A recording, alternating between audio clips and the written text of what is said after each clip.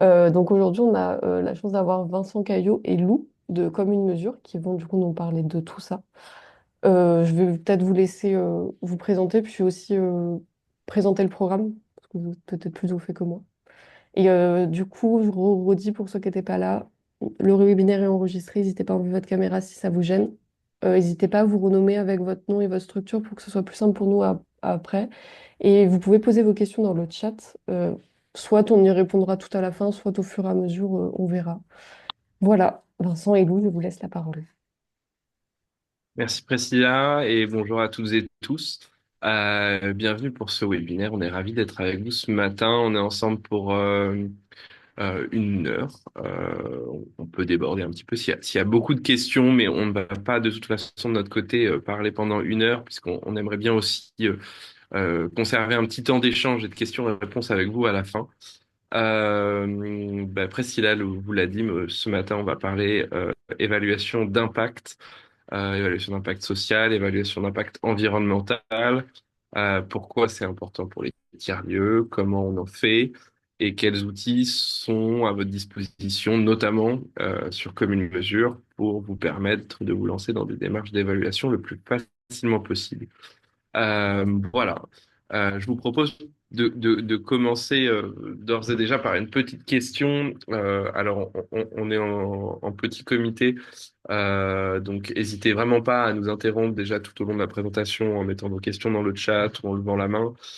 On prend évidemment avec grand plaisir les questions au fur et à mesure. Et peut-être comme nous, Lou et moi, on vous connaît un petit peu moins bien que Priscilla. On est curieux de vous connaître mieux et que vous vous présentiez peut-être dans le chat en nous disant qui vous êtes, de quel tiers-lieu vous venez ou pour quel tiers-lieu vous travaillez. Et puis surtout, peut-être quel est votre rapport à l'évaluation. Alors, Priscilla vous a déjà posé la question un petit peu au moment de l'inscription de savoir si vous étiez déjà lancé dans une démarche. A priori, vous êtes plutôt majoritairement aujourd'hui des lieux qui ne se sont pas encore lancés dans des marches d'évaluation. Donc, on aura l'occasion de reparler de comment se lancer pas à pas dans ces démarches-là. Mais voilà, si peut-être vous pouvez nous dire en quelques mots aussi avec votre présentation, quel est votre rapport euh, perdu, intéressé, curieux. Enfin, ça peut être en quelques mots, c'est comme vous voulez. Ça nous intéresse. Et puis, on aura le temps aussi à la fin de vous poser une ou deux questions sur vos besoins pour aller plus loin. Voilà. Alors, peut-être pour commencer, on va faire rapidement sur cette partie-là parce que l'idée, c'est pas de vous assommer ce matin avec des définitions théoriques et des éléments trop théorique, mais juste pour qu'on soit aussi raccord sur l'objet dont on parle ce matin, qu'est l'évaluation d'impact et sur ce que c'est. Nous, on définit l'évaluation comme un processus, ça c'est important, hein. On voit souvent l'évaluation d'impact comme plutôt un résultat. On imagine tout de suite un tableau Excel avec des chiffres, des données. Bon, l'évaluation, c'est tout le processus en fait qui permet d'aboutir à ça. Mais pas que à ça d'ailleurs, on aura l'occasion d'y revenir. Et dans le cas des tiers-lieux, c'est encore mieux quand ce processus est collectif, puisque les tiers-lieux sont par nature collectifs. Et donc ce processus collectif, il va viser à qualifier, à quantifier, à mesurer, à valoriser les effets. Donc ces effets, ils peuvent être négatifs, positifs, prévus ou imprévus, qui sont générés par votre lieu et les activités qui sont menées dans votre tiers-lieu sur l'ensemble des parties prenantes. Et donc l'évaluation, ce processus d'évaluation, il vise à interpréter ces effets pour définir la valeur sociale, environnementale, en fonction d'un contexte donné. La mesure, elle, par contre, c'est ce qui correspond au résultat concret. Donc un chiffre, un résultat qu'on peut objectiver, notamment grâce à des indicateurs, mais pas que, des indicateurs chiffrés qui permettent aussi de mesurer une potentielle évolution dans votre projet. Alors la mesure d'impact social, qui est un terme aussi qu'on entend souvent, c'est aussi, pardon, j'ai un petit sondage qui s'affiche en même temps. Euh, je sais pas comment je peux le cacher. Excusez-moi. C'est de ma faute, je voulais faire un Euh, outil un peu sympa pour que tu aies des réponses sur ta non, il n'y a question. pas de souci. Et moi, je sais pas si du coup il apparaît pour tout le monde. J'imagine que oui. Euh, hop, voilà. Excusez-moi. Donc ouais, la mesure d'impact social pour le coup, c'est l'ensemble des conséquences des actions de votre organisation ou de votre projet sur ses parties prenantes. Euh, Vraiment, cette notion de conséquence, elle est importante parce qu'aujourd'hui, bah, le terme d'évaluation et le terme d'impact sont de plus en plus utilisés bien souvent à tort et à travers. Nous d'ailleurs, au terme d'impact, on préfère souvent utiliser plutôt le terme d'effet pour deux raisons. Un, c'est parce que effectivement, le terme d'impact est de plus en plus utilisé à tort et à travers. Et là où on parle souvent d'impact, en fait, on a plutôt des résultats ou des réalisations. Euh, quand un- Quand vous lisez aujourd'hui un rapport d'impact dans lequel il y a écrit, 400 visiteurs se sont rendus sur site cette année. On est plutôt sur un indicateur de résultat ou un indicateur de réalisation, type nous avons organisé 35 événements qui ont réuni 400 visiteurs. Bon, bah voilà, là on est vraiment dans la réalisation et le résultat, mais on n'est pas dans l'impact. L'impact, c'est vraiment c'est quoi les conséquences de ces événements sur ces visiteurs. Je sais pas, hein, selon les événements que vous faites, sur la prise de conscience ou de la sensibilisation aux enjeux environnementaux, pour ne donner qu'un exemple, ou la formation aux nouveaux outils numériques pour lutter contre la fracture numérique. Enfin, voilà, il y a plein de choses pour le coup qui peuvent rentrer là-dedans. Ce serait un petit peu long de faire une liste exhaustive, mais en tout cas, voilà parfois pourquoi le terme d'impact est, je dirais, utilisé pas forcément à tort pas forcément à raison, pardon, et parfois à tort. Et puis aussi parce que de plus en plus ce terme d'impact est aussi utilisé par des acteurs qui font pas que de l'impact, et que aujourd'hui derrière cette idée d'impact, il y a de plus en plus une logique de rentabilité, de performance, et d'aller chercher effectivement du chiffre qui soit le plus gros possible, qui témoigne vraiment d'un impact le plus conséquent possible sans se poser forcément la question de la qualité de cet impact. Donc on va donner effectivement à nouveau un nombre de visiteurs, on va essayer de mesurer le lien social, mais on va pas non se poser la question de quelle est la qualité de ces interactions sociales, alors que c'est peut-être précisément là que les tiers-lieux ont justement quelque chose à jouer. Euh, voilà. Donc ça, c'était un petit peu pour vous faire une première introduction purement sur les définitions. Et comme je vous le disais, l'idée n'est pas qu'on y passe trop de temps et qu'on aille assez rapidement dans le concret avec une autre question que vous vous êtes sans doute déjà posée et qui est pourquoi se lancer dans une démarche d'évaluation? À quoi ça peut bien servir?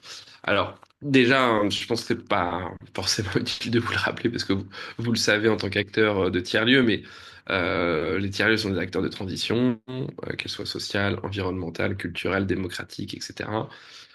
Donc, ils sont nombreux à porter des actions en faveur de l'utilité sociale ou environnementale avec un fort ancrage territorial. D'autant plus qu'ils sont aussi, pour beaucoup, financés par des acteurs publics ou privés. Et donc, à ce titre-là, ils ont besoin des outils évaluatifs. Ils ont besoin des outils évaluatifs. Nous, on identifie cinq grandes raisons. D'abord, bah, pour se piloter et s'améliorer tout au long du projet. Effectivement, utiliser l'évaluation comme un outil de pilotage pour vérifier que les actions que vous menez ont les impacts que vous attendiez. Et peut-être bah, faire évoluer aussi les actions que vous menez pour je dirais, ajuster un petit peu vos impacts. La deuxième raison, c'est pour valoriser et rendre compte des réussites et spécificités de son projet. Alors ça, c'est plutôt dans une optique de rendre des comptes bah, à ses partenaires, à ses financeurs. C'est souvent la première approche des lieux concernant, enfin des lieux et des porteurs de projets en général sur l'évaluation. C'est-à-dire, bah, c'est la fin d'année, vite, vite, vite, il faut que je fasse un dossier de reporting à mon financeur, il me demande des indicateurs d'évaluation d'impact, il faut que je lui envoie un tableau Excel. Alors, c'est pas à exclure, hein, mais l'évaluation au service du rendre des comptes n'est qu'une partie et ne doit pas être l'alpha et l'oméga de l'évaluation. On y reviendra un petit peu plus tard dans le webinaire. Euh, une autre raison, c'est bah, au-delà de rendre des comptes et de justifier de son action, c'est de valoriser aussi à des fins de communication, et là plutôt communication interne auprès des autres salariés du lieu, communication externe, voire grand public, pour voilà, témoigner, voire faire votre plaidoyer et montrer ce que vous permettez au territoire dans lequel vous êtes implanté. Deux autres raisons qui sont complémentaires, c'est capitaliser sur son expérience pour produire de la connaissance et essaimer et pérenniser des projets. Alors pourquoi je dis qu'elles sont complémentaires? C'est parce que je dirais que capitaliser sur son expérience, c'est plutôt en interne.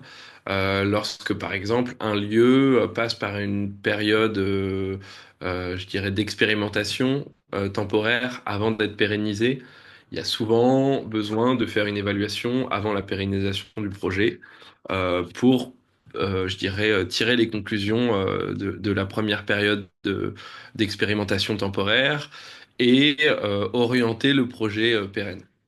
Et puis, dans le cas des tiers-lieux, il y a aussi beaucoup de porteurs de projets qui sont euh, malheureusement aussi esselés un petit peu sur ces questions-là. Et donc, produire de la enfin, l'évaluation permet aussi de produire de la connaissance qui peut être diffusée aux autres tiers-lieux, qui peut inspirer d'autres, que ce soit en termes d'actions à porter, la manière dont on porte ces actions. Et donc, tout ça est aussi intéressant puisque votre évaluation pourra, si elle est partagée, inspirer d'autres lieux. Ces cinq grandes raisons, on les a détaillées en dessous très rapidement pour vous donner des exemples. Mais là, concrètement, dans le cas de l'Agora du 9 à Lyon, l'idée, c'était vraiment de suivre et de mieux piloter son projet. Un tiers-lieu porté par la métropole, par la ville de Lyon, pardon, et donc là, le but, c'est de définir les indicateurs qui correspondent aux grands objectifs qu'on s'est fixés en début de projet. Et donc, on va définir ces indicateurs, et ces indicateurs vont nous permettre, à différents moments du projet, de vérifier qu'on est bien raccord avec les objectifs qu'on s'est fixés initialement et que le projet a bien les effets qu'on espérait et les effets escomptés en début de projet. La deuxième, c'est la valorisation de son projet, notamment dans une logique de plaidoyer de communication. Là, on reviendra là-dessus. On vous a mis des extraits de nos data panoramas, qui sont des infographies qui vous permettent d'avoir une première cartographie des actions menées sur votre lieu. Sur le fait de rendre des comptes, alors pareil, ça, il y a beaucoup d'exemples possibles. J'imagine que vous en avez tous au moins un en tête que vous avez vécu sur le fait de devoir rendre des comptes à votre financeur ou à votre partenaire. Ce que nous, on retient aussi, et je vous l'ai déjà un petit peu dit, c'est que l'évaluation euh, dans une optique de rendre des comptes, c'est rarement une finalité en soi, et que cette évaluation-là, si elle est bien faite, et si les indicateurs qui vous sont proposés et pas imposés par les financeurs, on l'espère, sont les bons, cette évaluation-là, elle doit aussi, en principe, permettre de mieux se piloter ou permettre effectivement de valoriser votre projet pour le plaidoyer, etc., etc. Donc, attention aux logiques d'évaluation qui ne visent que à rendre des comptes, puisque elles peuvent en partie être inutiles pour vous dans une certaine mesure. Alors, capitalisation du projet, un autre exemple, c'est celui des centres des monuments nationaux, avec lequel on a eu l'occasion de travailler, qui a souhaité mener une expérimentation sur quelques sites en 2023 pour réfléchir à une forme de tiers-lieuisation de certains bâtiments. Et donc effectivement, il y a notamment une expérimentation qui a été menée au château de Jossigny.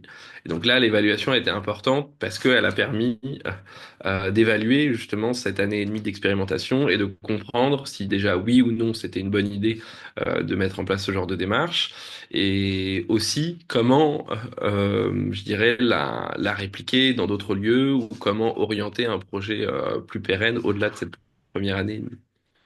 Et puis enfin, pour produire de la connaissance, alors ça c'est un exemple de rapport d'impact qui a été publié par Aurore et Plateau Urbain sur un lieu qui s'appelait les Cinq Toits, qui était en région parisienne dans une ancienne caserne de pompiers et dans lequel il y avait une mixité d'usages avec un centre d'hébergement d'urgence, des ateliers d'artistes et d'artisans et des structures associatives qui venaient installer leurs locaux. En fait, voilà, il y a une évaluation qui a été menée là, cette fois-ci en fin de projet Euh, Aussi un petit peu pour capitaliser, hein, forcément, parce que bah, ça permettait de comprendre ce qui avait marché, ce qui avait moins bien marché sur ce projet-là, et après bah, d'utiliser cette matière-là pour orienter les projets suivants. Et surtout, il y avait aussi dans le fait de produire ce rapport une volonté de produire un petit peu de connaissances et de partager, que Aurore et Plateau Urbain puissent partager l'expérience de ce lieu qui a duré 5 ans au maximum de personnes. Ça me permet de vous introduire autre chose qui est à quel moment on évalue, qui est une question qui revient souvent. Alors à quel moment on évalue? Là, en fin de projet, effectivement, bah ça va pas être une évaluation pour le pilotage. Nous, ce qu'on recommande, c'est évidemment de se poser les questions de l'évaluation dès le début du projet, parce qu'en mettant en place des démarches d'évaluation collective, on fédère les parties prenantes autour d'objectifs communs. On aura l'occasion de revenir là-dessus. Mais c'est-à-dire que si en début de projet, vous vous demandez collectivement quels impacts vous souhaitez que le projet ait, bah, a priori, l'ensemble des parties prenantes du projet vont être d'accord sur un certain nombre d'objectifs communs. Donc on est un peu à mi-chemin entre l'intelligence collective et l'évaluation, mais si vous faites ce travail-là dès le début, il sera très facile après pour vous, enfin beaucoup plus facile du moins, de définir les indicateurs qui font sens pour votre projet et ensuite de suivre ces indicateurs-là en récoltant de la donnée. C'est tout à fait possible de commencer aussi l'évaluation en cours de projet. Ça peut prendre un peu plus de temps parce qu'il y aura le temps de cadrage méthodologique. Et puis, bah, en fin de projet aussi, c'est possible, mais attention, c'est une évaluation qui ne permettra que la capitalisation ou de la production de connaissances ou éventuellement du rendre des comptes également, mais alors effectivement pas forcément du pilotage. Globalement, cette question-là de pourquoi on souhaite évaluer, c'est la première question qu'il faut que vous vous posiez au moment où vous vous lancez dans une démarche d'évaluation. Euh, je vous l'ai pas mis là, mais ça peut être même presque le premier atelier à réaliser en collectif ou en réunion d'équipe. En un quart d'heure, c'est de poser un petit support avec ces 5 raisons et de demander à chacun de venir coller une ou deux gommettes sur les raisons qui lui semblent les plus importantes pour se mettre d'accord sur bah, pourquoi on évalue. C'est aussi important parce que selon pourquoi vous évaluez, vous n'allez pas récolter le même type de données, vous n'allez pas produire euh, le même support à la fin.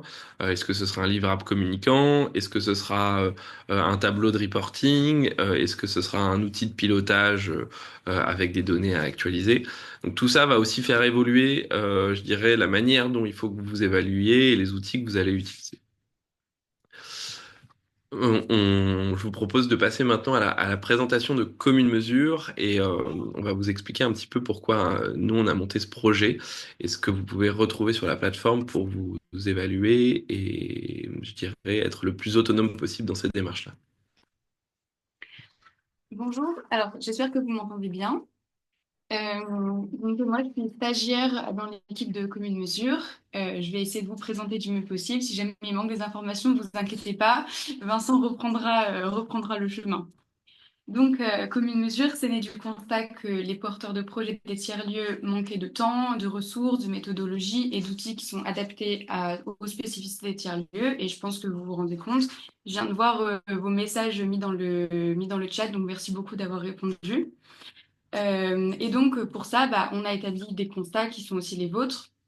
Et donc, comme une mesure, a pris certains partis pris, notamment le fait qu'on a besoin de méthodes qui sont auto-évaluatives, en accès libre et gratuit. Donc, c'est dans cette logique de commun que s'inscrit comme une mesure. Pour le fait que les tiers-lieux ne disposent pas tout le temps des compétences ou des méthodes qui sont adaptées aux spécificités des lieux, on a remarqué qu'il y avait une nécessité forcément de construire une méthodologie qui sera adaptée donc à ces lieux-là. Et donc, c'est des méthodologies qui sont hybrides et collectives. Donc, vous êtes aussi complètement acteur dans ces méthodologies-là.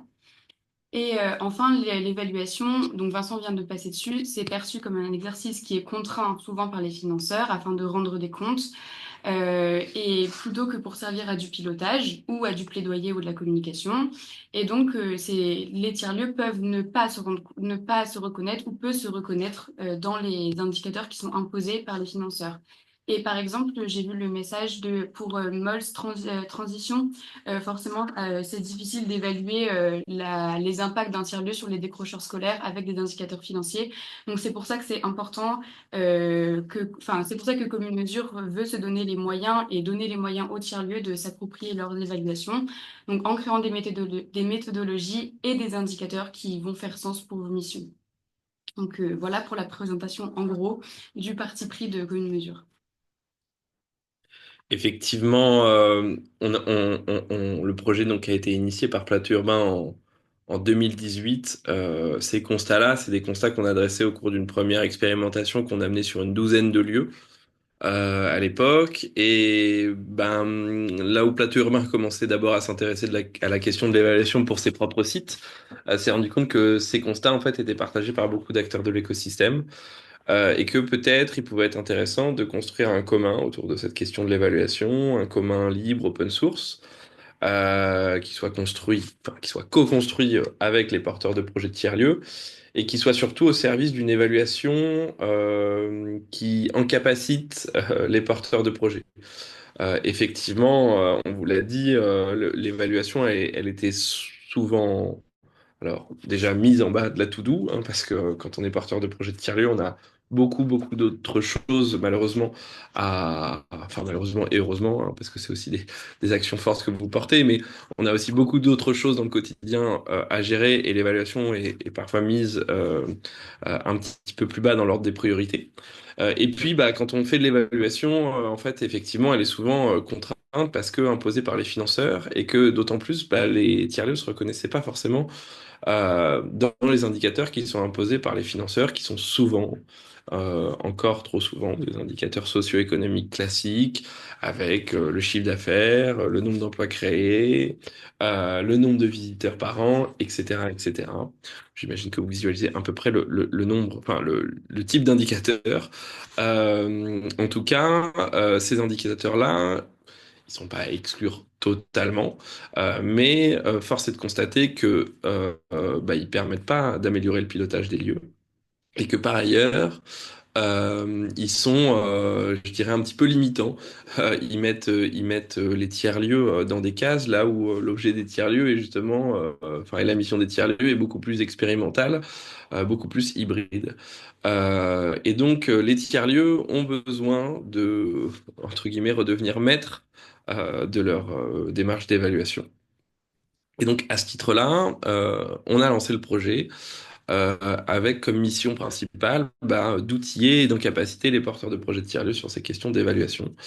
Donc sur le volet social et sur le volet environnemental, on y reviendra plus en détail. Juste pour vous dire aussi un petit mot sur la gouvernance. La gouvernance, effectivement, c'est aujourd'hui un commun, donc qui est toujours porté juridiquement par Plateau Urbain. On n'a pas de structure juridique propre aussi à des fins de simplification de portage. Et on est une équipe donc de deux personnes, plus une personne en stage. Et donc c'est un commun qui se structure autour bah, d'un bureau de 5 personnes qui suit de façon, on fonctionne, je dirais presque un petit peu comme une mini-association. Hein. Donc on a un bureau avec 5 membres dans lesquels il y a deux représentants de lieux, Plateau Urbain et l'Ermitage, nos deux financeurs, la Banque des Territoires et la Fondation Abbé Pierre, et puis France Tiers-Lieux, plutôt sur le siège, je dirais, institutionnel, sachant que, vous l'avez compris, on est financé par la Banque des Territoires et la Fondation Abbé Pierre, et puis on a été aussi financé par l'ADEME pendant 1 an et demi l'année dernière, ce qui nous a permis de développer plutôt le volet environnemental qu'on vous présentera juste après. Et puis à côté de ce bureau, il y a un comité de suivi qui là réunit des experts et acteurs de l'écosystème tiers-lieux, beaucoup de lieux aussi. Et bah, ce comité de suivi, vraiment, il oriente les grandes avancées de la démarche et il fixe un petit peu les grands caps en termes de construction méthodologique. Là où le bureau va plutôt s'intéresser aux enjeux stratégiques, donc de gouvernance, de modèle économique du projet. Le comité de suivi, là, est vraiment là pour travailler sur la co-construction des outils, des ressources concrètes. Quels sont les besoins qui sont les plus ressentis à l'échelle des lieux, comment on répond à ces besoins, c'est effectivement le type de questions qu'on se pose au sein de ce comité de suivi. Et puis, bah, il y a toute la communauté, parce qu'on est un commun, et donc commun dit communauté, il y a toute la communauté des utilisateurs, des contributeurs, des lieux, dont vous faites peut-être partie si vous avez déjà utilisé la plateforme. Donc il y a différents niveaux de contribution et d'utilisation hein, sur la plateforme, on y reviendra également. Mais voilà, aussi pour vous rappeler que c'est un commun en co-construction permanente, qu'on est preneur de tous vos retours, de tous vos besoins aussi, pour améliorer cet outil et vous proposer des ressources qui soient toujours le plus pertinentes possible.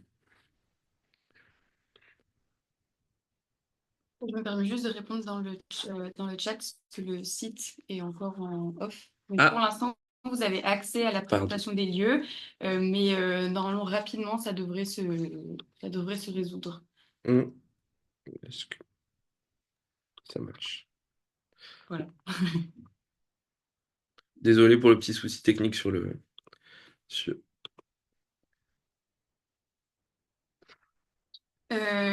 Du coup, pour reprendre ce que Vincent vient de dire, on a donc plusieurs types de ressources disponibles sur la plateforme.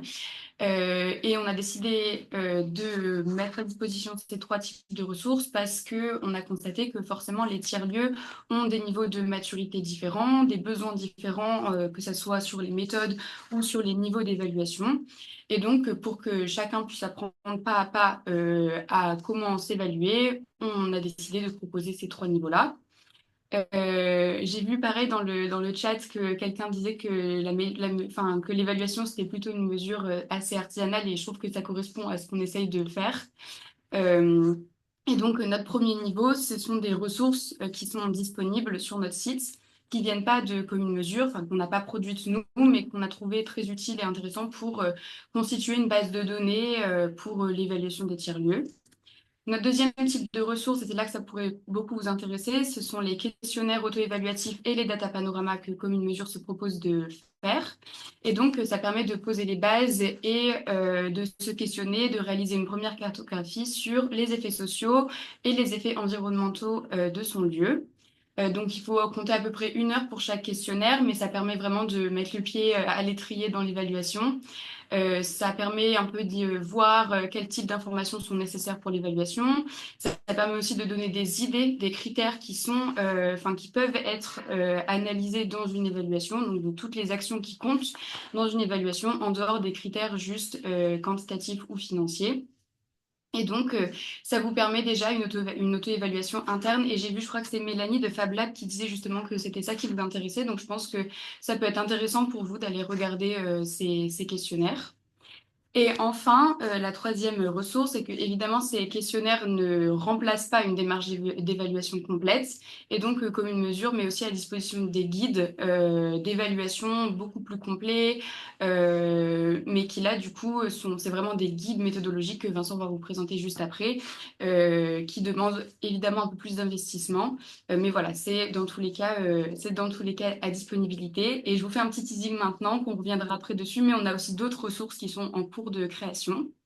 Et donc voilà, dans tous les cas, notre but, c'est de pouvoir vous proposer une évaluation qui se fait pas à pas, de rendre facile l'accès à l'évaluation et surtout que chacun, selon vos niveaux de besoin d'évaluation ou la maturité des lieux, que vous ayez toutes les ressources possibles pour vous lancer là-dedans. Super. Merci Lou. Effectivement, on va vous présenter un petit peu plus en détail ces ressources maintenant. Ayez effectivement bien en tête que, bah, comme le disait Lou, c'est pour nous le moyen de répondre aux différents niveaux de maturité des lieux, ces différentes ressources. Donc c'est tout à fait OK et c'est même le but aussi d'utiliser comme une mesure quand on est totalement néophyte de ces questions d'évaluation. Et donc, ces différentes ressources, parmi elles, il y a les guides méthodologiques dont vous parlez à Lou. Il faut savoir que comme une mesure s'est développée en plusieurs temps. En 2022, on a développé le volet social. Ce volet social, il a pris donc la forme d'un guide méthodologique que je vais vous présenter tout de suite et d'un questionnaire auto-évaluatif qui permet de générer un data panorama de vos actions sur la plateforme. Et puis en 2023, on a refait exactement le même travail avec l'environnemental et à nouveau un guide méthodologique et un questionnaire auto-évaluatif. Donc il y avait vraiment à chaque fois qu'on s'est lancé dans des développements méthodologiques, c'est cette double ressource, puisque parfois remplir le questionnaire auto-évaluatif déjà vous permet de mettre le pied à l'étrier, et puis parfois en fait ça peut aussi suffire parce que ça va vous permettre d'identifier des points forts, des points faibles, des choses à améliorer, des actions à mettre en place pour être plus raccord avec la raison d'être du lieu, et que en fait, il n'y a pas forcément besoin de lancer une grande démarche évaluative qui va s'étaler sur plusieurs mois entre la définition des indicateurs, la récolte des données et l'analyse de ces données. Voilà. Donc ça, c'est aussi, je pense, parmi les a priori de l'évaluation à déconstruire, celui de forcément monter une usine à gaz quand on se lance dans une démarche d'évaluation. Pas du tout. Il y a des choses qui sont faisables aussi plus facilement. Néanmoins, si vous voulez retrouver comment mettre en place une démarche complète d'évaluation des effets sociaux de votre lieu, le guide d'approche est une bonne ressource, puisque ce guide, il décrit pas à pas comment mettre en place la démarche complète d'évaluation. En trois grandes étapes. D'abord, fédérer les parties prenantes et s'accorder sur les grands enjeux. Quels sont les grands objectifs du lieu? Quels sont les effets espérés? Quels indicateurs on choisit pour mesurer ces effets, comment on va récolter ces indicateurs, etc. La deuxième étape, du coup, forcément, ça va être la collecte et l'analyse de la donnée. Et puis la troisième étape, ça va être de définir collectivement la valeur et de dresser un bilan du projet. Donc voilà les trois grandes étapes. C'est chacune de ces trois étapes dans le guide, c'est extrêmement détaillé, puisque pour chacune de ces étapes, vous allez retrouver les fiches ateliers. Donc là, pour la première étape, un premier atelier de 3 heures. Donc vous avez tout le. J'imagine que c'est peut-être un petit peu petit pour tout lire sur ces captures d'écran, mais donc sur ces ateliers, vous retrouverez vraiment comment animer cet atelier pas à pas. Il y a des renvois vers des fiches outils, donc vous avez aussi à la fin du guide les supports pour animer collectivement ces ateliers. Euh, voilà, donc le but est vraiment effectivement que ce soit le plus clair possible et le plus facile à s'approprier, le plus incapacitant possible. Cette ressource, elle a été pensée comme ça. Et puis, comme tous, hein, c'est une ressource dont notre objectif d'être open source. C'est une ressource, je dirais, ouverte, donc libre à vous de l'utiliser à votre sauce, de dire bah non, mais on fait que le premier atelier parce que ça nous suffit à ce stade-là et on fera de la récolte de données plus tard, mais là en fait on est en début de projet et l'atelier 1 suffit largement pour collectivement se mettre d'accord sur les grands objectifs. Donc voilà, il y a aussi des choses à... C'est un support qui est modifiable. Nous, ce qui nous intéresse juste si vous l'utilisez et que vous le réappropriez d'une autre façon, c'est que vous nous partagiez aussi cette réappropriation parce que ça nous permet aussi de comprendre comment les gens l'utilisent. En tout cas, ce guide, voilà, est pensé comme une ressource la plus incapacitante possible. Et puis, quand même, je vous montre qui va permettre de classer vos effets sociaux selon une typologie de trois effets. Il y a donc les effets individuels, il y a les effets collectifs et puis il y a les effets sur le territoire. Euh, on pourrait aussi parler, dans certains cas, il y a une quatrième dimension qui sont plutôt les effets sur le projet urbain. Est-ce que la présence d'un tiers-lieu va vraiment avoir des impacts ou des effets sur, je dirais, le projet urbain dans sa globalité? Euh, mais ça ne concerne pas forcément tout le monde. Et d'abord, s'intéresser aux effets individuels, collectifs et territoriaux, c'est déjà assez conséquent comme travail. Je me permets juste de revenir parce que Ouais, bien sûr. quelqu'un nous a envoyé un message pour dire qu'il faudrait qu'on finisse dans 10 minutes pour avoir le temps de laisser Ouais, tout le monde parler. bien sûr. Eh ben, on arrive au bout. Euh, sur volet social, sur le volet environnemental maintenant, juste pour vous montrer rapidement, on a créé aussi un guide méthodologique, alors qui n'est pas aussi incapacitant que le premier, mais qui vise à plutôt vous présenter les grands partis pris de notre méthodologie environnementale. Concrètement, les grands partis pris, c'est d'abord, enfin, c'est toujours les mêmes partis pris méthodologiques, hein.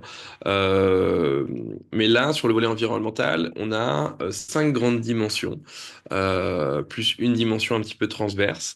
Ces cinq grandes dimensions, ce sont les émissions de gaz, enfin, les émissions de gaz à effet de serre, la biodiversité, la circularité et la sobriété, la sensibilisation et l'environnement physique, donc ce qui touche à la qualité de l'air, la qualité de l'eau, la qualité des sols. Et puis la cinquième, enfin la sixième dimension qui est pas une dimension en tant que telle, mais qui est un peu transverse aux cinq premières, c'est la santé humaine qu'on a intégrée dans l'environnement. Concrètement, je dirais, des choses assez larges. Enfin, c'est des dimensions assez larges, puisqu'on a voulu aussi refléter, je dirais, la diversité des impacts qu'on peut trouver dans les tiers-lieux, entre ceux qui travaillent sur des enjeux de biodiversité, ceux qui travaillent sur des enjeux de décarbonation, etc., etc. Il y avait un certain nombre de sujets à aborder. Et donc là, on a fait un travail en deux temps. D'abord avec un premier volet qu'on a appelé se positionner, qui vise pas tant à évaluer l'impact de vos effets, pardon, à évaluer l'impact de vos actions, mais plutôt d'abord à cartographier ces actions. Et donc pour ça, on a développé un questionnaire auto-évaluatif, comme sur le social. Euh, euh, et donc ce questionnaire auto-évaluatif vous permettra de générer un data panorama, questionnaire auto-évaluatif qui donc reprend ces cinq grandes dimensions et vous interroge donc par dimension et puis par sous-dimension. Donc sur la circularité et la sobriété, par exemple, les trois sous-dimensions, c'est moins consommer, mieux consommer et gérer ses déchets. L'idée de ce travail, c'est vraiment, à nouveau, Lou l'a dit tout à l'heure, les questionnaires auto-évaluatifs, ils viennent pas remplacer une démarche d'évaluation complète. On n'est pas dans de l'évaluation quantitative. Dans ce questionnaire, on va pas vous demander combien de kilowattheures d'électricité vous avez consommé l'année dernière ou combien de tonnes de déchets vous avez valorisé.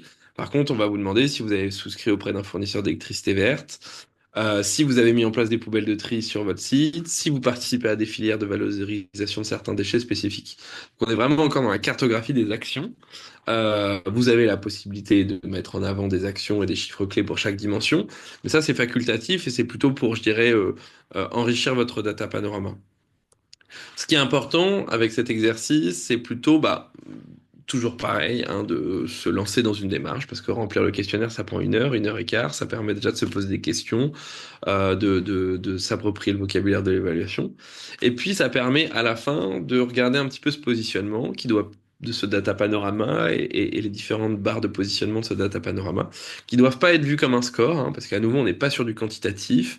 L'objet de ce travail, c'est pas de noter les tiers-lieux et de dire un tel est meilleur qu'un autre, etc. De toute façon, on ne sait pas vraiment, puisque entre un lieu qui valorise 100 tonnes de déchets par an et un lieu qui en valorise 20, la différence n'est pas faite dans les résultats du questionnaire. L'idée, c'est plutôt de comparer le résultat avec votre raison d'être, hein. C'est pour ça qu'on l'a remis sur la gauche. C'est-à-dire que si vous êtes un lieu sur la décarbonation et que vous remarquez que sur la question des émissions de gaz à effet de serre, vous avez un positionnement relativement modéré, c'est peut-être qu'il y a des actions à mettre en place. Peut-être qu'il faut aller chercher un fournisseur d'électricité verte que vous n'aviez pas encore pensé à passer par là ou à installer un système de production d'énergie sur votre site. Peut-être qu'il y a déjà des actions, notamment celles qui vous sont proposées dans le questionnaire, qui sont potentiellement à mettre en place avant de se lancer dans une démarche d'évaluation plus importante que serait par exemple un bilan carbone sur la question des émissions de gaz à effet de serre.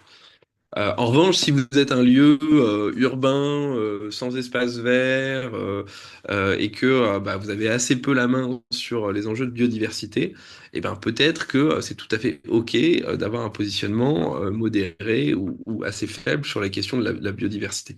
Voilà, à nouveau, pas de comparaison, pas de score, il n'y a pas d'injonction à être bon partout. L'idée, c'est vraiment de se poser des questions et de comparer ça avec sa raison d'être. Euh, on est en train de travailler, peut-être pour conclure là-dessus, sur un second volet que je laisse Lou vous présenter. Donc ce second volet, il répond au premier qui était donc sur le fait de se positionner. Et là maintenant, on passe au chapitre s'évaluer. Et donc, on sait qu'il y a des enjeux environnementaux croissants et des attentes accrues également de la part des partenaires, des financeurs, des usagers sur la quantification des effets environnementaux des lieux. Et donc, notre but, c'est de permettre de mettre à disposition des tiers-lieux des ressources et des outils qui permettent de valoriser les impacts, de capitaliser sur les bonnes pratiques afin d'inspirer enfin, les tiers-lieux tous ensemble et aussi vous de pouvoir vous positionner. Et donc, pour la faire rapide, enfin, ce second volet, il va se présenter sous forme de 5 articles qui vont concerner donc 5 domaines particuliers, donc les émissions de gaz à effet de serre, la biodiversité, la circularité et la sobriété, la sensibilisation et l'engagement et l'environnement physique des tiers-lieux. Et donc, à venir, il y aura 5 articles accompagnés de 5 ressources en capacitantes qui vous permettra justement de pouvoir faire une approche un peu plus quantitative des effets environnementaux de vos tiers-lieux. Je l'ai fait rapide, mais voilà. Effectivement, on va aussi en laisser un petit temps de questions-réponses parce qu'on s'approche de 45. Voilà, ces outils, ils vont paraître, hein, à commencer par, donc je vous ai parlé tout à l'heure des émissions de gaz à effet de serre. C'est le premier outil du volet 2 qui va sortir avec un petit simulateur pour réaliser son bilan carbone, enfin une première estimation du bilan carbone de son lieu. Il y a des outils qui vont sortir d'ici à cet été sur chacune des grandes dimensions, circularité, biodiversité et sensibilisation. On a laissé de côté l'environnement physique pour l'instant. Mais voilà, donc c'est un ensemble d'articles et de ressources incapacitantes. Alors, je suis malheureusement un petit peu embêté parce que effectivement, comme vous l'avez remarqué, le site est en panne depuis 11 heures. Ça nous arrive pas trop souvent, hein, je vous rassure. Mais en tout cas, je suis pas en capacité de vous montrer du coup la plateforme mais je vous remettrai peut-être par mail les informations sur où retrouver chaque ressource.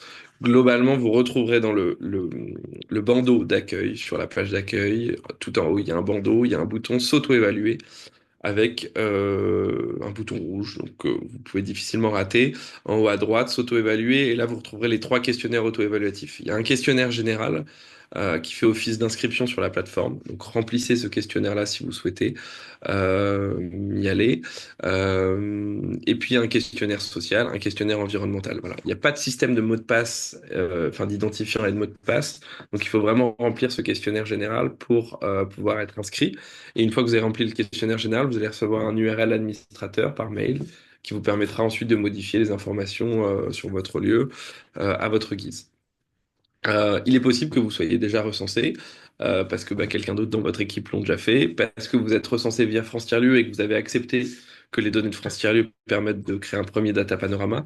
Donc vérifiez aussi avec le petit onglet recherche sur le site qui sera juste à côté si votre lieu n'est pas déjà référencé.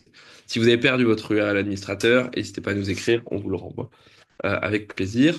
Et puis, bah, sur tous les guides méthodologiques, vous verrez aussi dans le menu, il y a un onglet Nos méthodes. Et donc, dans les méthodes, vous retrouverez effectivement les différents guides méthodologiques et les articles sur l'environnemental qui sont à apparaître prochainement. Voilà. Est-ce que on n'a rien oublié? Je ne pense pas. Et je vous propose qu'on passe tout de suite aux questions-réponses.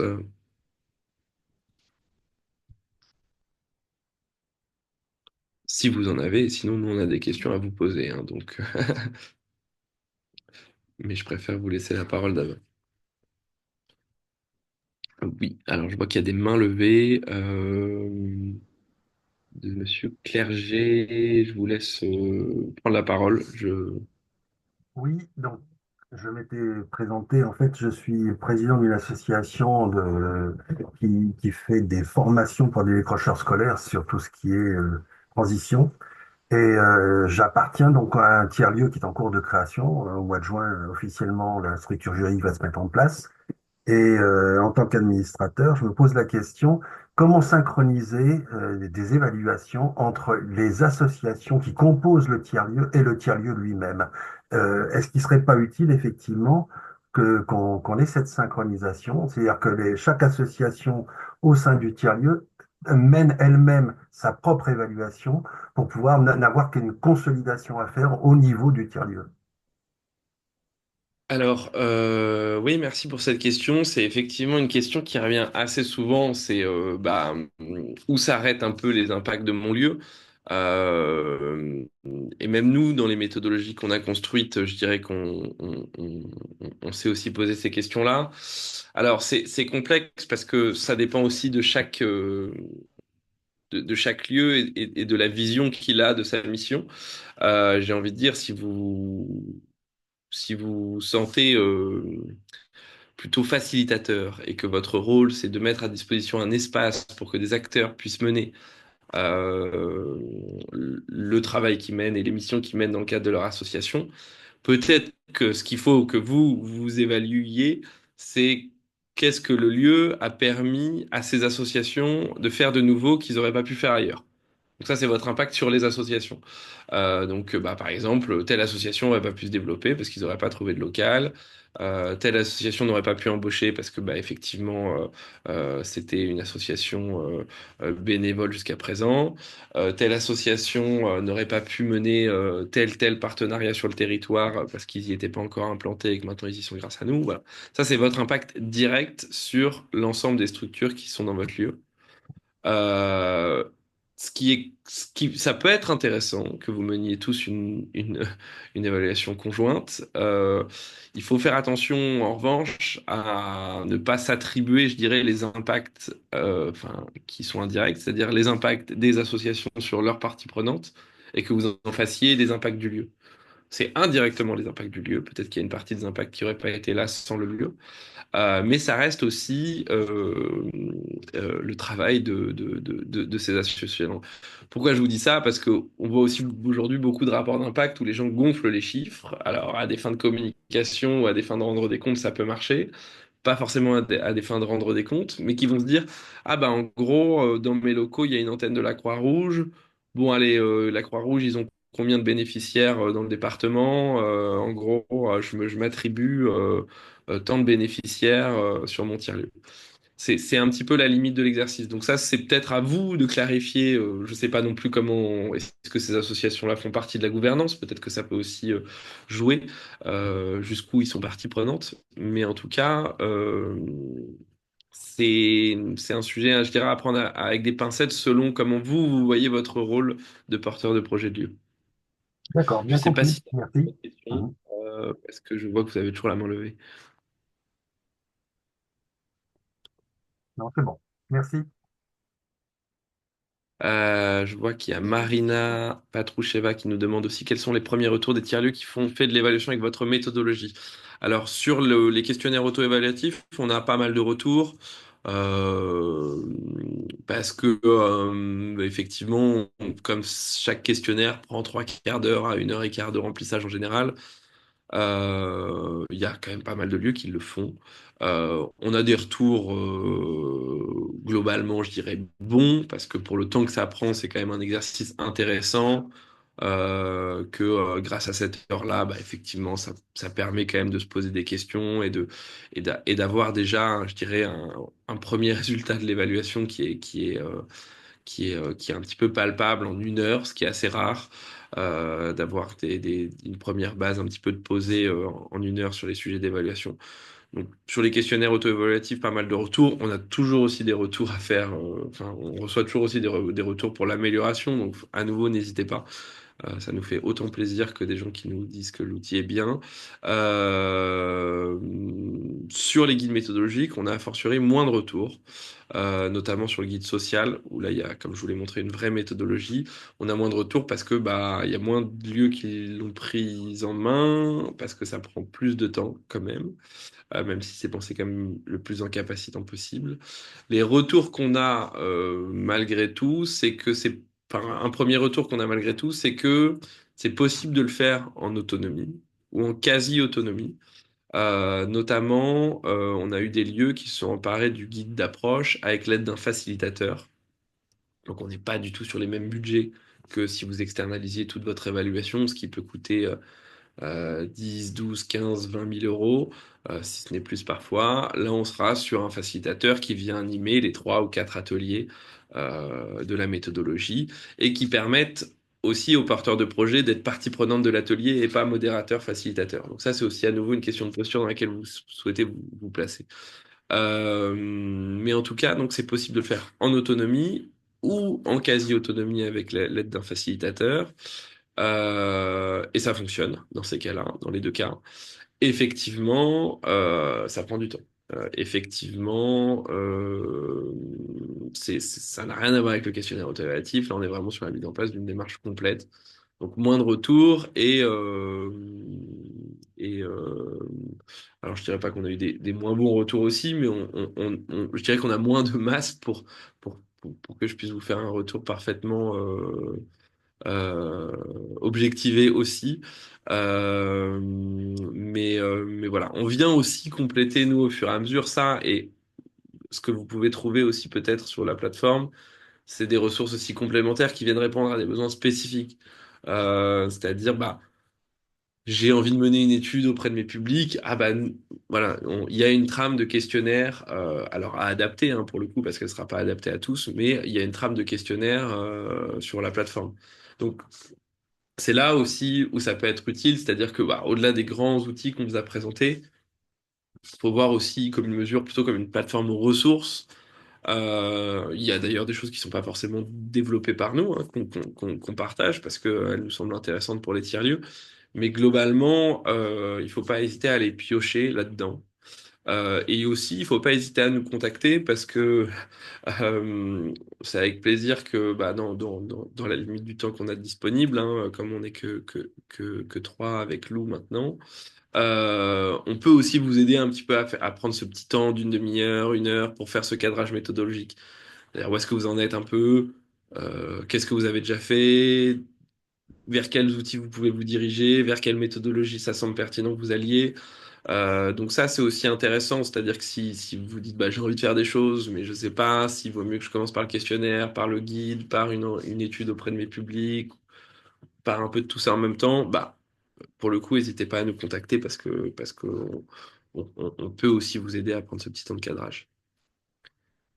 Et merci Priscilla. Je vous invite même à nous contacter directement sur nos adresses mail. Ouais, je suis dessus. Est-ce que quelqu'un a une autre question? Oui, je voulais pas mettre ton adresse perso, Vincent, je voulais pas le faire si t'étais pas d'accord.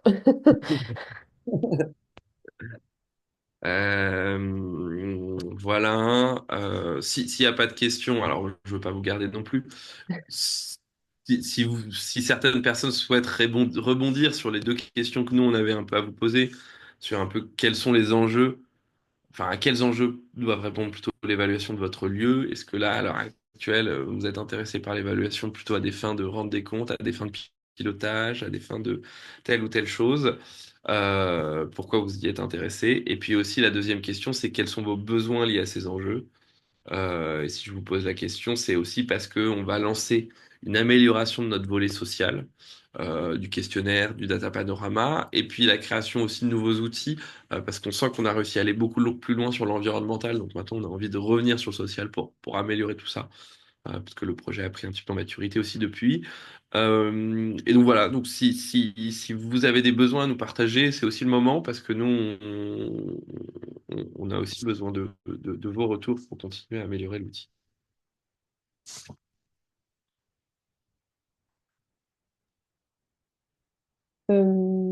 Et en attendant, moi j'avais une question aussi à vous poser. Ouais. Euh, si on a fait déjà les premières étapes d'auto-évaluation de commune mesure, si on veut aller plus loin et faire un gros gros travail de mesure d'impact, est-ce que vous avez déjà des pistes vers des acteurs sur lesquels on pourrait se tourner? Est-ce que vous avez un peu une idée d'un coût humain, mais aussi coût monétaire de combien ça peut représenter? Carrément. Pour être honnête, on a un petit peu, enfin, des acteurs à vous conseiller. On a un peu mis de côté, nous, notre idée de référencer les prestataires, déjà parce qu'on n'en connaît pas tous sur tous les territoires. Il y en a, c'est un secteur qui se professionnalise dans l'évaluation d'impact, donc des acteurs, il y en a de plus en plus. Je pense qu'il y a des moyens aussi pour vous d'identifier des acteurs qui peuvent vous accompagner sur l'évaluation via, enfin, si vous n'en avez pas les moyens financiers, via des dispositifs type DL1 ou ce genre de choses pour avoir de l'accompagnement en ingénierie sur quelques jours. Ça peut être aussi intéressant. Globalement, moi, alors je sais que par exemple, Blida à Metz a été accompagné, et j'ai oublié le nom du cabinet qui les a accompagnés sur l'évaluation. Si Les je dis pas petites de bêtises, rivières. Les petites pardon. rivières. Ah, les petites rivières, ouais, exactement. Si je dis pas de bêtises, eux, ça leur a coûté entre 10 et 15 000 euros. Euh, voilà, on est à peu près sur ce budget-là en général. Vous aurez du mal à trouver un acteur qui va vous accompagner pour beaucoup moins de 10 000.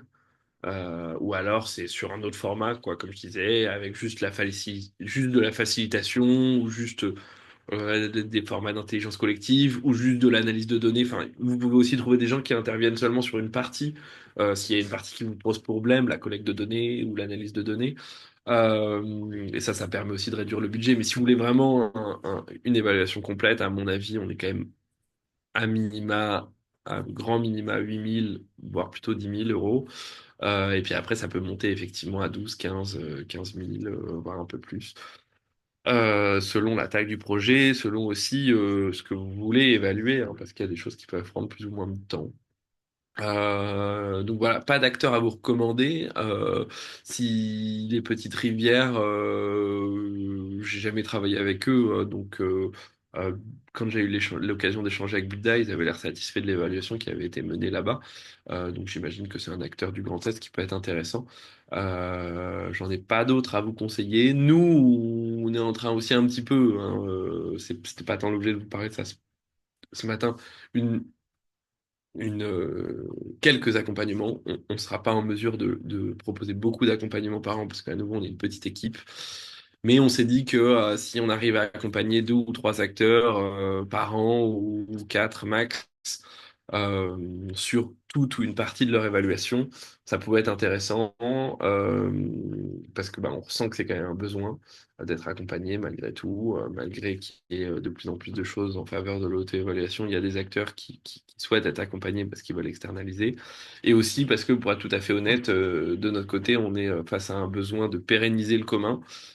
Puisque, comme je vous l'ai dit, tout ce qu'on propose depuis quelques années est fait en accès libre et gratuit, grâce aux subventions que nos financeurs vont petit à petit arrêter de financer le projet, puisqu'ils sont engagés depuis quelques années. Et donc, on est à un moment où on réfléchit ou à aller chercher de nouvelles subventions ou à trouver un moyen de continuer à proposer tout ce qu'on fait gratuitement en ayant peut-être à côté une activité qui permet de payer les salaires et de payer la maintenance et les développements sur la plateforme. Je vois en parler une autre question de Monsieur Clerget sur ces enjeux, clarifier les objectifs à moyen terme du lieu et prioriser les actions de progrès. Moi, je ne peux que vous encourager, Monsieur Clerget, c'est quelque chose que j'aurais pu aussi vous présenter ce matin, mais alors, à vous lancer, d'autant plus que vous avez l'air en début de projet, dans peut-être si tu peux trouver en même temps la slide sur la théorie du changement, c'est Oui. super. Comme ça, on vous la montre.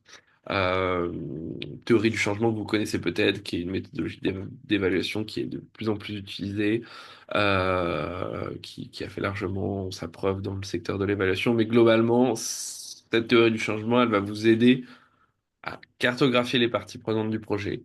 Vous demandez quels sont les besoins de chacune des parties prenantes du projet, à quels besoins vous voulez répondre, comment vous allez y répondre, et en fait, vous allez tirer ce fil rouge et en tirant ce fil rouge, en collectif, hein, toujours, si vous faites ce travail-là sous la forme d'un atelier avec les autres parties prenantes ou à minima avec les autres salariés du projet ou bénévoles ou les personnes impliquées dans la gouvernance, vous allez tirer le fil rouge et puis à la fin, vous allez arriver à vos objectifs et à décliner vos objectifs en indicateurs.